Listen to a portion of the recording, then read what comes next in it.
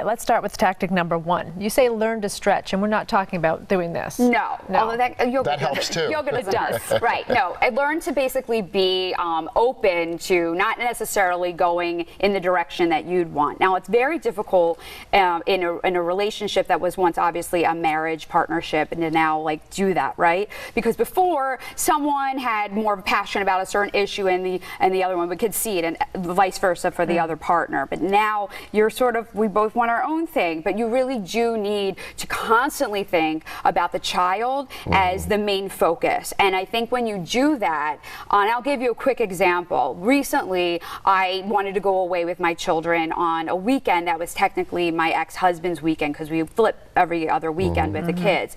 And for a variety of reasons, I'll spare you the details, I really needed to do it that particular weekend. And at first, he wasn't really overly excited about swapping because it kind of screws up the schedule. And I think he had some plans that were easier to change, but he still had the plans and he wanted to maintain his plans. But thankfully, he eventually did concede because the kids really wanted to go. And if they didn't go that one weekend, we weren't able to go that year, this year. So he did business tactic number 2, which is take the high road.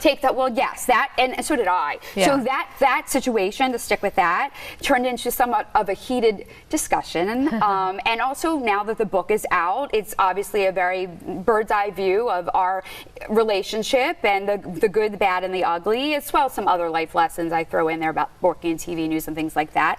But, you know, when we butt heads, which happens, you know, in life, and especially when you're divorced, we both try our very, very best to maintain a distance with one another. So you take your, you know, you might be more inclined to curse off your ex, you know, because you lived with them, you have a more casual founded relationship. But if you look at it as if they were a client or they were your boss, or you really keep that in your mind. You have to train yourself to communicate that way. It can definitely work, and it's worked for us, for sure.